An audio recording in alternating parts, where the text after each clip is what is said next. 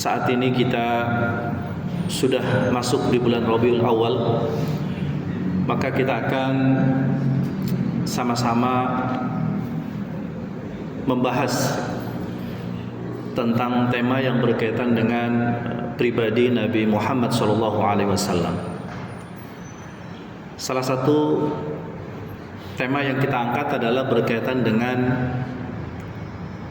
pribadi beliau yang diutus oleh Allah Subhanahu wa taala sebagai penebar rahmat, penebar kasih sayang kepada seluruh alam, sesuai dengan firman Allah yang terdapat di dalam surah Al-Anbiya ayat 107. Kata Allah, a'udzubillahi minasyaitonir rajim, wa ma arsalnaka illa rahmatan lil alamin. Dan tidaklah, kata Allah, kami mengutus engkau ya Muhammad kecuali menjadi penebar kasih sayang kepada seluruh alam. Hadirin jamaah sekalian yang dimuliakan oleh Allah Subhanahu wa taala, kata rahmah dalam bahasa Indonesia ditulis rahmat. Itu secara bahasa artinya adalah belas kasih, kasih sayang, karunia, rahmatullah atau kerahiman Allah. Juga bisa berarti nikmat-nikmat yang Allah anugerahkan kepada hambanya. Juga bisa berarti berkat, berkat Allah Subhanahu wa taala. Itu secara bahasa. Sementara penjelasan lebih lanjut dijelaskan oleh Imam Ar-Raghib Al-Asfahani di dalam kitabnya Al-Mufradat fi Gharibil Quran. Beliau menjelaskan makna kata rahmah itu adalah, yang pertama adalah al-ihsan al-mujarrad, yakni kebaikan semata-mata. Jadi tidak ada tendensi atau motivasi apapun ketika satu pihak memberikan sesuatu atau memberikan kebaikan kepada siapapun. Dan ini katanya adalah hanya layak disematkan kepada Allah Subhanahu wa taala. Kemudian arti yang kedua adalah ariqah, artinya belas kasih.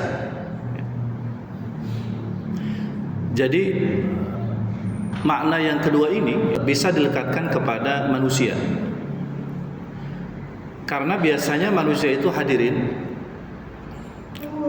kalau misalnya dia memberi, maka lebih didasari oleh karena ada rasa iba. Biasanya kalau misalnya seseorang didekati, misalnya pengemis, bisa jadi awalnya dia tidak ada niat untuk memberi, tapi karena melihat kondisi si pengemis itu, kemudian dia akhirnya merasa iba, lalu dia bisa memberi. Begitu pula misalnya ketika ada mungkin teman kita atau mungkin saudara kita datang kepada kita minta pertolongan. Bisa jadi awalnya kita agak ragu, tapi ketika yang bersangkutan menyampaikan tentang masalahnya, lalu kemudian apalagi dengan mimik wajah yang penuh rasa kasihan gitu atau mungkin dengan suara yang mungkin berat, atau mungkin juga dengan sikap dan perilaku yang memang butuh dikasihani, maka kemudian timbul rasa iba. Hal ini tentu berbeda dengan apa yang diberikan oleh Allah Subhanahu wa taala. Kalau Allah memberi, maka Allah itu memberi karena Allah adalah sumber kebaikan, gitu. Bukan karena tadi rasa belas kasih, gitu. Karena Allah adalah sumber kebaikan, dan kebaikannya itu tidak ada batasnya. Sementara manusia, kalaupun dia memiliki segala-galanya, pasti ada batasnya. Bahkan misalnya seorang Nabi Allah yang dikaruniai kekuasaan dan harta yang berlimpah, yaitu Nabi Sulaiman, pun juga tidak akan sanggup ketika beliau memiliki segalanya, lalu beliau memberikan jaminan kehidupan kepada satu makhluk Allah untuk memberikan makan misalnya, maka dalam waktu 1 hari saja beliau sudah siapkan berbagai macam menu masakan untuk makhluk Allah ini. Ya, dalam riwayat disebut ikan. Maka beliau kemudian menyerah karena ternyata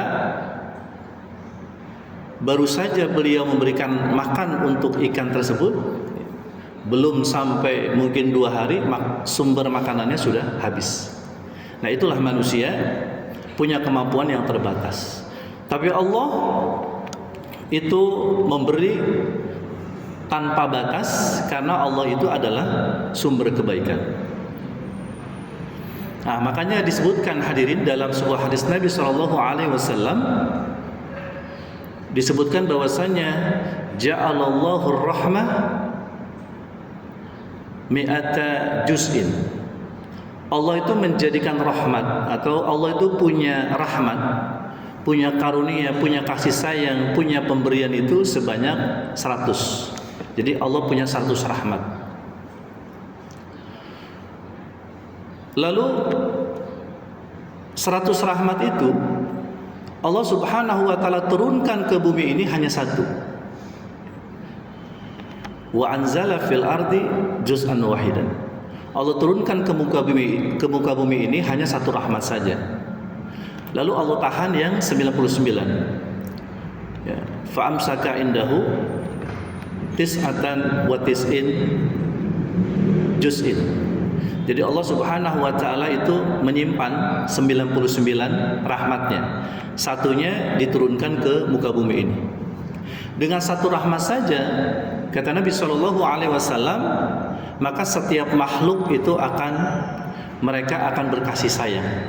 Mereka akan saling memberi, saling berkasih dan saling menyayangi dengan 1 rahmat saja. Bahkan dengan 1 rahmat yang Allah turunkan ke muka bumi ini, bahkan binatang buas sekalipun itu tidak akan tega untuk memangsa anaknya sendiri. Nah, inilah kasih sayang Allah, rahmat Allah yang sudah Allah Subhanahu wa taala turunkan ke muka bumi ini. Ini cuma 1 saja. Tapi dengan 1 rahmat saja itu bisa mencukupi keperluan seluruh makhluknya yang ada di muka bumi ini. Makanya kemudian Allah itu disebut sebagai sumber rahmat, sumber kebaikan. Hadirin jamaah sekalian yang dirahmati Allah Subhanahu wa taala. Di dalam Al-Qur'an Allah Subhanahu wa taala menyebut kata rahmah itu, ya, atau kata rahmat itu sebanyak 500 kata. Jadi ada 500 kata di dalam Al-Qur'an, ya, itu Allah sebutkan kata rahmat. Dari 500 kata itu, maka kata rahmat itu dalam bentuk kata kerja itu sebanyak 327. Dalam bentuk kata kerja baik fi'il madhi, mudhari maupun fi'il amr.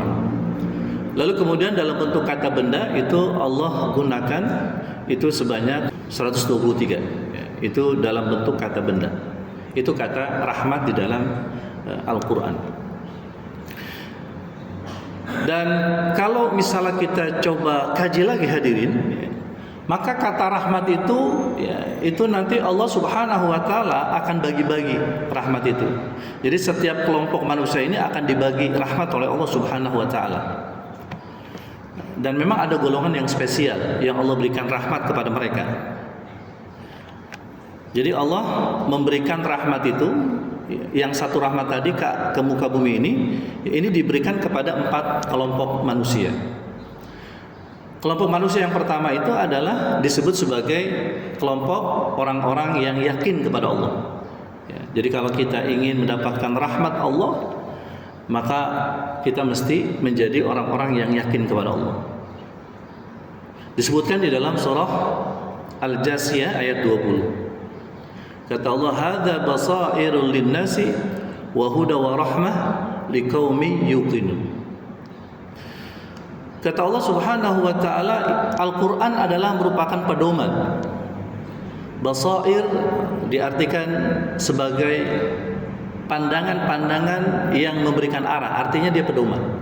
Jadi ini Al-Qur'an ini adalah merupakan pedoman linnasi bagi manusia. Dan dengan Quran itulah ya, itu menjadi petunjuk bagi manusia. Dengan petunjuk tersebut lalu Allah turunkan rahmat kepada mereka-mereka yang yakin kepada Allah, yakin kepada Rasulnya, dan yakin pula kepada kitab suci Al-Quran yang telah diturunkan. Jadi kelompok manusia yang akan mendapatkan rahmat Allah itu adalah mereka orang-orang yang yakin kepada Allah, yakin kepada Rasulnya, dan juga yakin kepada Al-Quran yang diturunkan kepadanya. Dan Quran itu kemudian menjadi pedoman dalam hidupnya, dan kemudian dengan sebab itulah mereka mendapatkan petunjuk dan juga rahmatnya. Nah, ini kelompok yang pertama. Lalu kelompok yang kedua, hadirin, adalah mereka-mereka yang beriman kepada Allah Subhanahu wa taala. Allah sebutkan di dalam surah An-Nisa ayat 175. Kelompok orang yang mendapatkan rahmat Allah adalah orang yang beriman.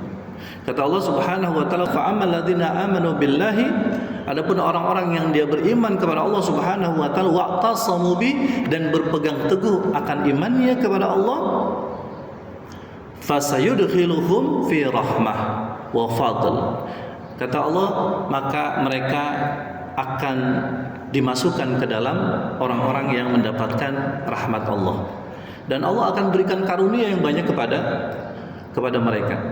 Nah, jadi yang kedua, kelompok yang kedua yang akan mendapatkan rahmat Allah itu adalah mereka-mereka yang beriman kepada Allah Subhanahu wa taala.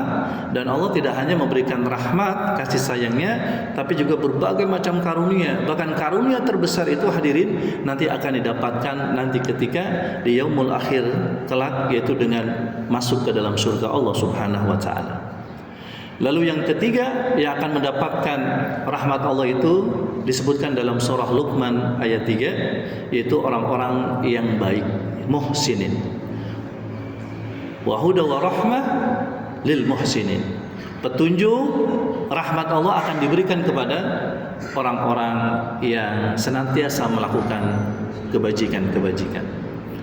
Nah, lalu kemudian baru yang keempat itu, ya, kelompok manusia yang mendapatkan rahmat Allah itu adalah seluruh manusia. Terdapat di dalam surah Al-Anbiya ayat 107. Wa ma arsalnaka illa rahmatan lil alamin.